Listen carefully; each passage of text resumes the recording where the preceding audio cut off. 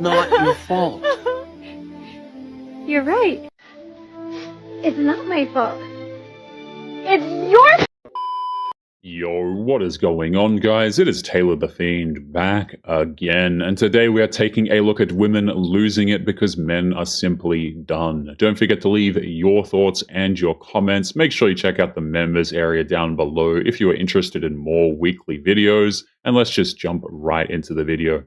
So I overheard a conversation last night. It was a group of 4 girls at dinner, and one girl was telling her friends about her new fling. She described it as a casual hookup type thing, but claimed he was super respectful, despite not wanting to commit. Her friend then asked why he was so scared to commit, and this was the moment that I had to physically restrain myself. Here's a shocker, girls. Men aren't scared of you. This guy's basically at an all-you-can-eat buffet, minus the fee. He has it made. If you want him to look at you as girlfriend material, start carrying yourself as that, because hookups won't make him love you.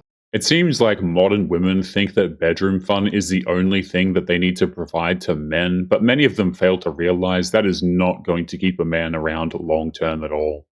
Why don't women typically approach men? I feel like if a woman is confident enough and she feels like she looks really good right then and there, and she's not, maybe introverted or shy, she would definitely go and approach somebody. If a woman chooses to approach a man and shoot her shot, is she more or less likely to be rejected than if the man approaches a woman? I feel like men are more likely to be rejected. Yeah. So why do you think that women fear rejection when they're far less likely to be rejected? Because women are just more sensitive. They have more feelings into it. I feel like men, they're used to being rejected. They're used to being turned down, but women aren't. So when they get rejected, they feel it more personally. Yeah. It's because a lot of modern women have very fragile egos and they hate hearing the word no. It's crazy how many of them have never actually been told that word.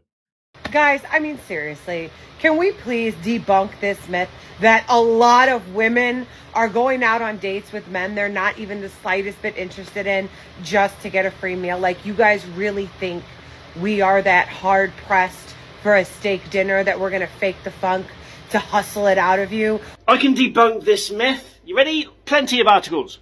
Ready? No, that doesn't help. Let's try another one. No.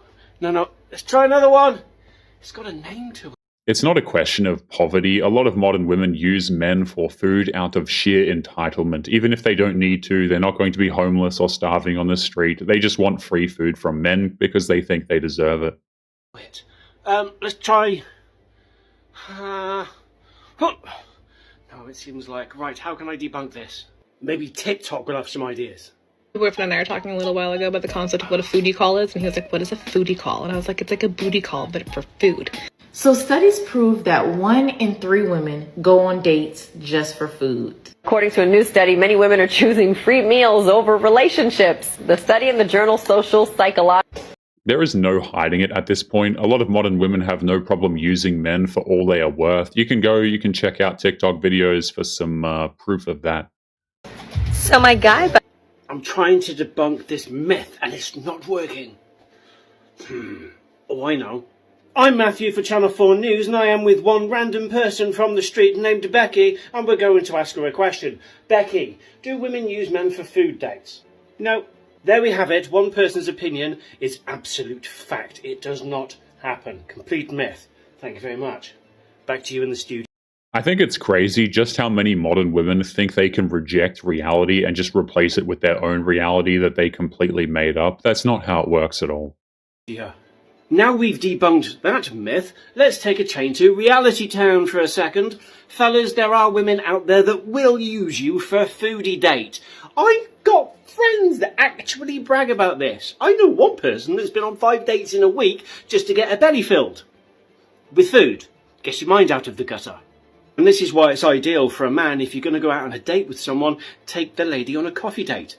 Make her a picnic. Go for a walk. See if that lady is going to invest time into you and not what they can get from you. Because you might just turn into a one-night buffet stand.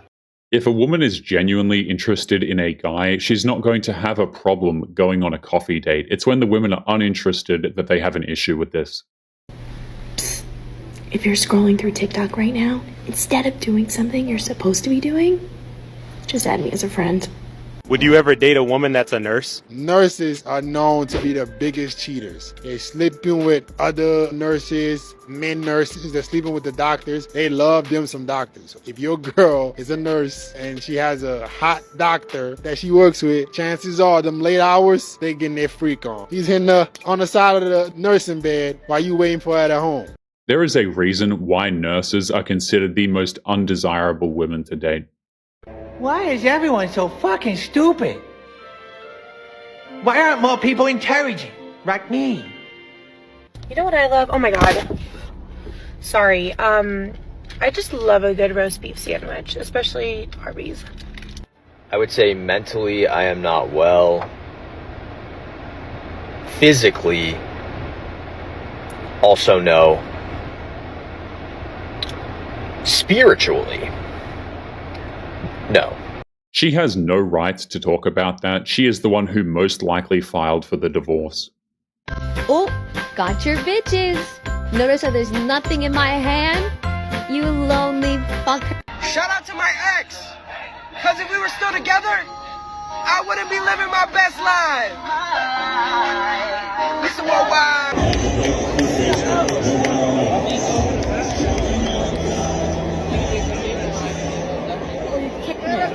Whoa. Why'd you do that?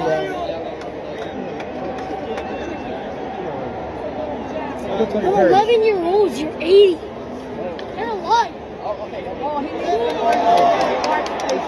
Kicking a kid after being rude to him is a whole new level of shameful behavior. Have you ever heard the expression, the longer I stay single, the more selective I become? This is a fucking fact. And the reason why is because the longer you stay single and genuinely enjoy your vibe, you know, up your standards, you're doing things to take care of yourself, you're living your life, you're actually loving life, that becomes your new standard, okay? There's a lot of shit you're not gonna go for, there's a lot of shit you're not gonna tolerate, and a lot of shit you're not gonna put up with because you don't need to. You're literally doing everything for yourself and enjoying your life. Why would you lower the bar and lower your standards for someone to come in and start stressing you and adding chaos to your life? No, thank you. That is not a saying. She just made that up and is trying to gaslight everyone into believing her.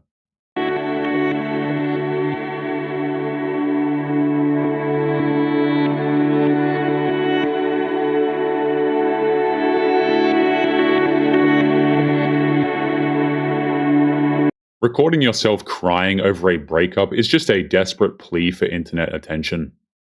What is one thing that you've never told your ex? Our trainer. Like, I had a trainer and he was training me for a while. Like, I met him at my apartments. Like, we were both doing laundry at the same time, and he like propositioned me one day. He was like, "Can I give you a massage because you're so tired from training, right?" And I was like, "Okay," but we ended up, and it was like at me and my ex's house. So that's really. She knew exactly what that guy wanted. That is why she clearly does not regret cheating. Up, you know, but like, yeah, I used to, and I for like a year. A year? Yeah, I'm gonna get in trouble for that one when he sees this. But yeah, for like a year, and I even like, even when I moved, he like came to see me. So yeah, we for like a year. So your ex had no idea you were cheating on him? I wasn't cheating.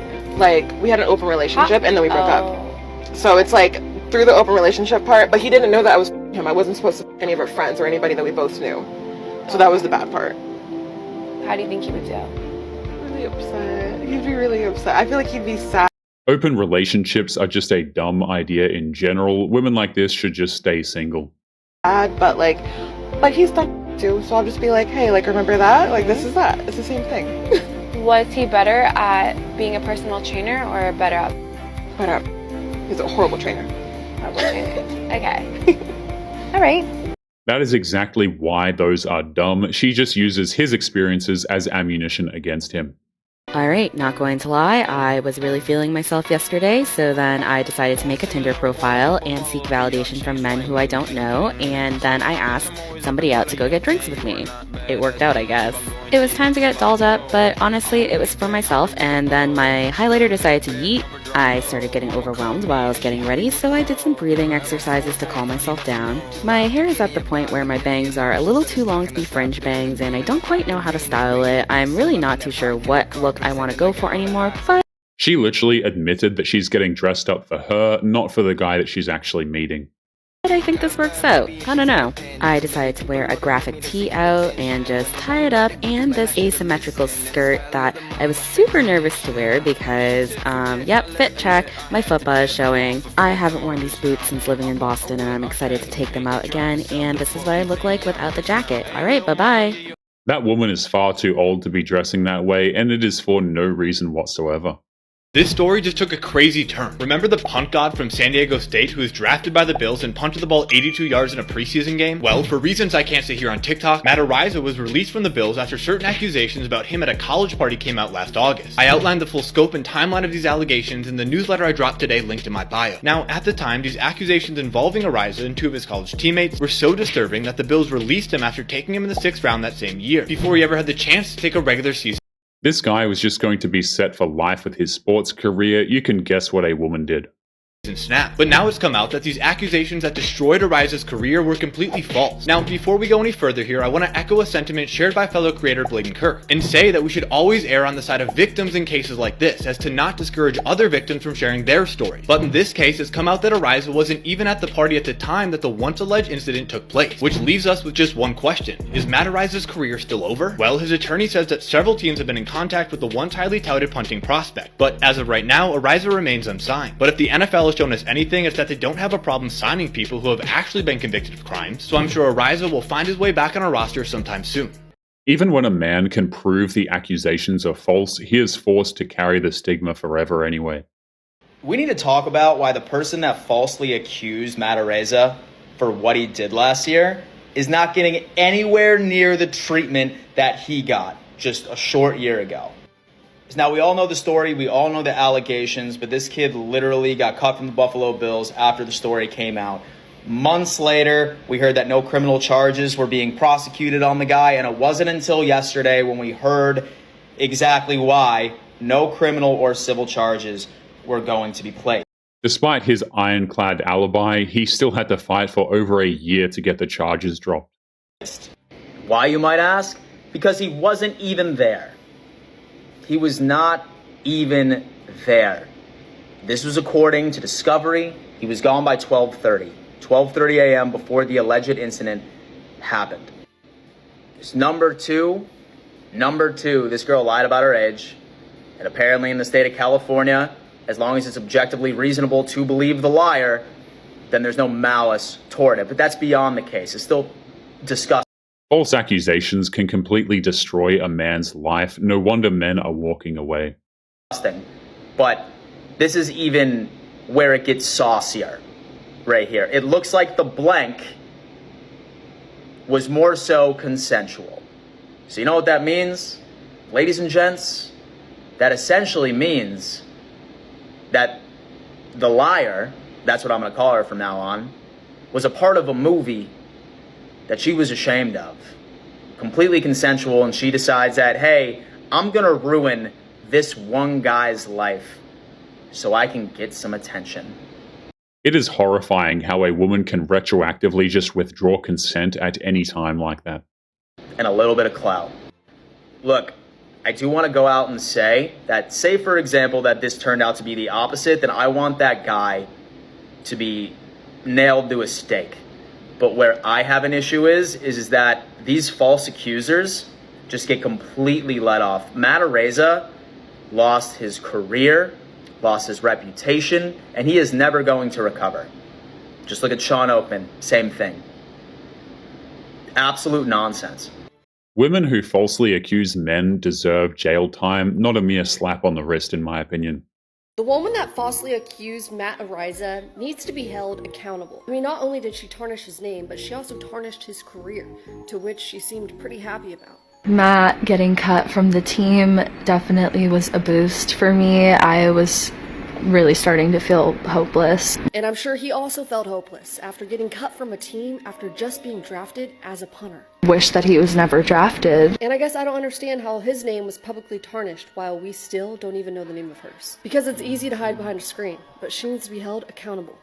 Not only did she destroy this man, but she's also allowed to remain completely anonymous. The woman who falsely accused Matt Ariza has stopped pursuing her lawsuit, but this is after she asked him for a settlement and ruined his NFL career. Offered a settlement to remove me from the case for $50,000. But I'm not willing to pay money to someone who damaged me and lied about me and caused a lot of harm to me and my family. I'm not willing to do that. We all hope some NFL team gives Matt Ariza a second chance. Demanding a payoff after you ruined a man's life only makes sense to a modern woman, it seems. That is absolutely disgusting. In today's polarized world, is feminism dead? I saw your hand. I think that depends on the definition of feminism. I strongly think that feminism is more of an action than an identity. I would say it's uplifting all women, in which case it's very alive. At the same time, if we do follow that definition, feminism has splintered off into so many different areas that you can look at people like Sheryl Sandberg who say you should just get another nanny if you feel oppressed. And if we're talking about that kind of feminism, yeah, it's pretty dead. I think feminism isn't actually about equality. It's about equality when it benefits us. I think feminism is really about women wanting special privileges and treatment at the expense of men often. And I think it's alive and well, sadly. Feminism doesn't uplift anybody. It just makes all of its followers bitter, angry, and miserable. If women think that feminism is good for them, they are completely lost at this point. As a society, women are treated differently. I think as a society, women are very privileged over men. I think we're privileged, but I don't think we're privileged over men. I feel like a woman should feel safe, walking home at night alone, and I don't feel like that's always the case. Do you think that a man walking alone at night in the city always feels safe? Probably not, but I think a man's probably worried about being beat up. A woman's worried about being. It almost sounds like she has no problem with men getting beaten up by criminals. Did you also know that if you factor in prison, men are actually a higher share of victims than women are? Such a different. That's not they're not in a. I'm just saying the world is not fair and bad things happen. What I'm looking for is actual evidence that women are somehow uniquely oppressed as a group by men. I feel like the only reason I have. And if you start your statement with "I feel like," that's by definition not going to be factual. That's going to be just opinion. The only reason I have my opinion about the way women are being treated is because how I've been treated and how I've seen my friends be treated. Okay, but that's It's actually a very simple rule. If you choose horrible men, you can't be surprised when you are treated horribly. Anecdote. If there's tons of women coming together, there's a message there. Oh, okay. What if a bunch of Trump supporters come together on January 6th and say, we really feel like this election wasn't fair? I mean, it has to be proof that it's true because a whole bunch of people came together. If black people stormed the Capitol, they would have all been. Yeah, they would have. Black people were allowed to riot in the streets and burn down entire cities for a whole summer, and nobody went around mowing them. They love to respond to logical arguments with, oh, that's totally different, but it's not. It is the same. You say the extremes when people don't say the extremes when they don't like the truth. They say the exceptions. Would I jump off a cliff if you told me to? Come on. Do you honestly think I would? You don't know. Come on. If people really think that, then if you were in danger in Mountain Cat, you would. Of course, but this is what upsets me is that because my view is actually the truth, that people think, oh, she said it was the truth. Okay, it just is. Look around. So you're telling me that any thriving dynamic, whether it's sports, whether it's law enforcement, whether it's a Fortune 500 company, that they flip coins and every day one person decides who leads. No. That is not how it goes. In life, in any successful dynamic or business or entity, there is one leader. Just because that leader is a man, it doesn't automatically mean that it's oppression. If you would like to get early access to videos, weekly lectures, and case study breakdowns of human behavior, make sure you check out the members area link below in the video description. Otherwise, make sure to click on one of these videos on screen now if you enjoyed. Make sure you take care of yourself, and I will see you in the next one. Peace.